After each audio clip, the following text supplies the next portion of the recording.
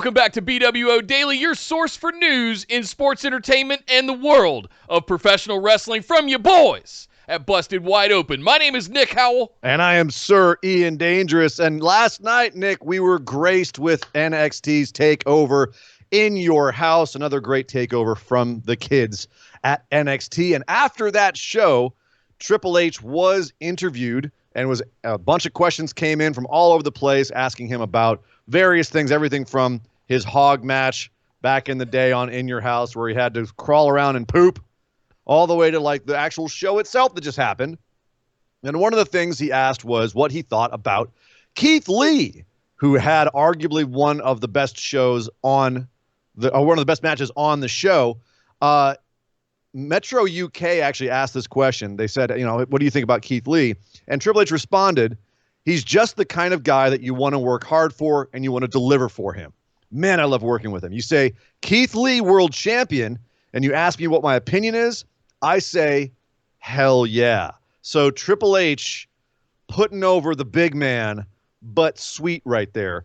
When he actually went on, Nick, he said, look, it certainly wouldn't shock me, right? Keith has every tool. It's funny, sometimes on the air, Morrow will call him a moment maker. He is. He's just a moment-making machine. His matches are stellar. So the big man putting over the big man, real big. Oh, our boy. Our boy. I love it, man. Keith's our dude. Bask in his glory. Yeah. So in case you forgot about Keith, remember, don't you forget about Keith. So, Nick, what do you think this means? Do you think this is the perception across the entire company? Is this just Triple H putting over a dude who just had a great match? How hard do you rate this? Do you think this is the perception of everyone backstage? I hope so. If not, I think at this point he's been a champion long enough and he's been in NXT long enough that it should be pretty apparent to everybody right now. Well, you and I both said he might drop the belt last night because he could get called up at any time. You've already seen Riddle and looks like Dijakovic both going up to the main roster. Keith was getting a lot of love apparently late last year and was rewarded with a big spot in the Royal Rumble. So obviously, I personally think it looks like the company's very high on him, as they should be. Yes. And the fact that Triple H is going to go on record and say this guy is a future world champion, I think is also very high praise as well. So yes. That is very exciting news, and I truly do hope that he's right and Keith Lee one day is holding one of those big belts up on the main roster, and we all can bask in his glory. We will continue to bask in the glory of Adam Cole for another 18 months at least in NXT, according to PW Insider. Previously, Paul Davis over at Wrestling Insider had said that Cole's contract was up this August. It looks like it's actually another 18 months from now. The original report fueled a lot of speculation that he might be heading to AEW as early as September, and that he might drop the belt. Obviously, he did not drop the belt last night, and looks like he's going to be around for a while longer. Now, the question is if he stays in NXT or if he goes to the main roster. After the comments that Road Dogg made about him maybe not being big enough to be considered a world champion, if I were Adam Cole, I'd try to ride this out in NXT as long as I possibly could, where you're actually treated like a top guy. No kidding. So, yeah. Speaking of top guys, FTR. FTR just went over to AEW, and looks like they'll be working this week against Butcher and Blade, Nick.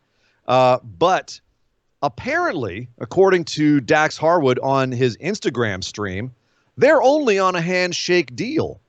They don't have a big contract signed over there yet. They can still go work indie dates. They said they want to go face Anderson and Gallows somewhere besides WWE. They could show up other places.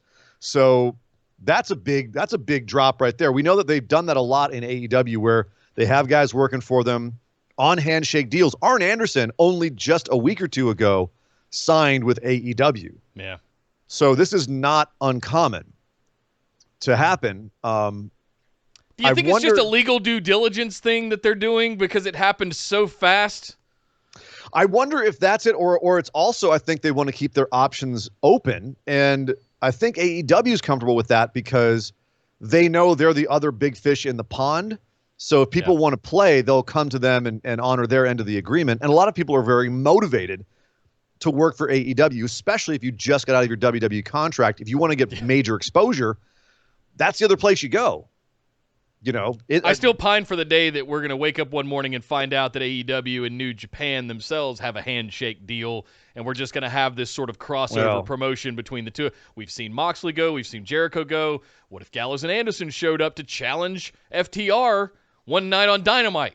Like, the possibilities are endless, and I'm still holding out hope that the crossover we've seen with Ring of Honor and New Japan could also transcend AEW and New Japan, and maybe we get some of this kind of stuff cross-promotion across multiple brands.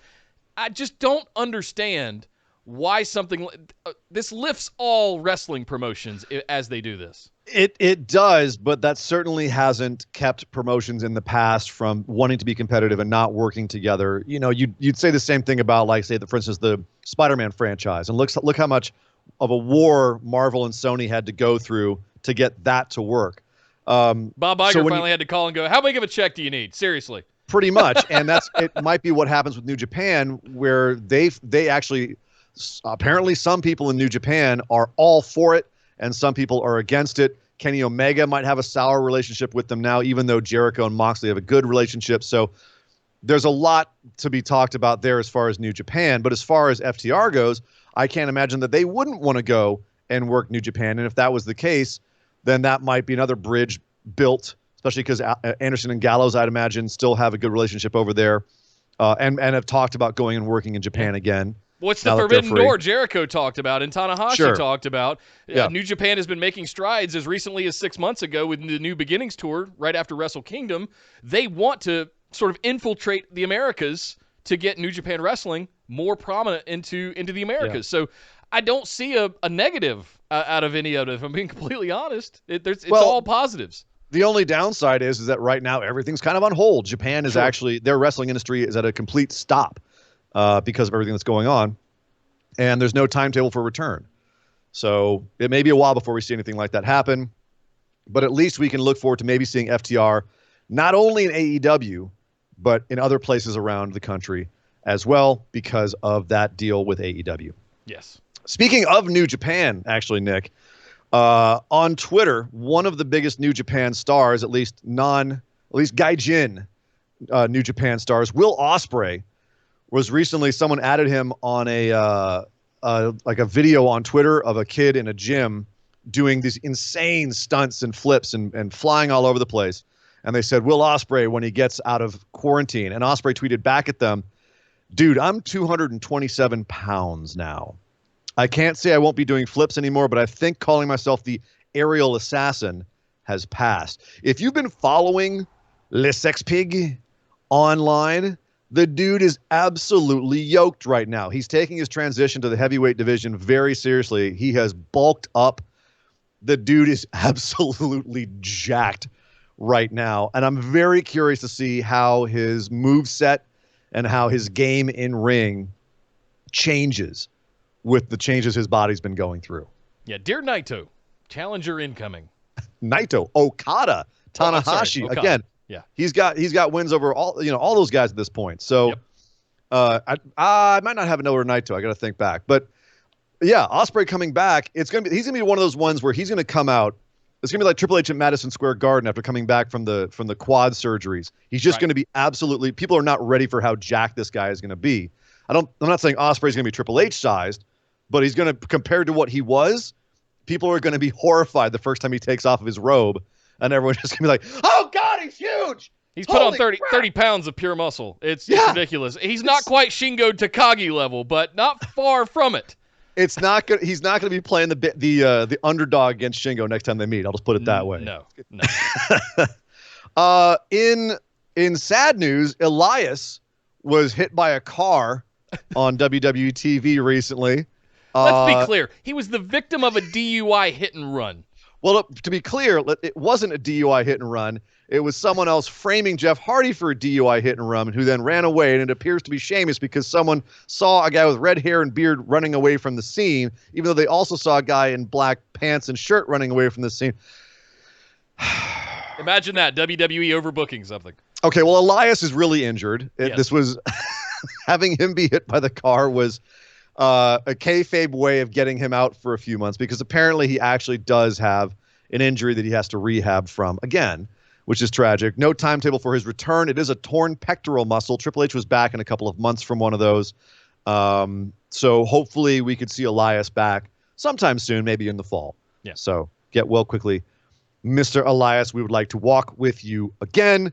But someone who does not want to walk with the Dub is Matt Cardona, formerly known as Zak Ryder. Apparently, that recent scene with Otis and Mandy poolside in that great skit that will forever haunt my dreams every time I think of Fast Times at Ridgemont High, that they wanted to shoot that at Matt Cardona's pool. Now, previously, they knew he had a pool, and they had filmed there when they were doing Chelsea Green's introductory videos with Robert Stone. Chelsea Green, of course, being the current girlfriend of Matt Cardona.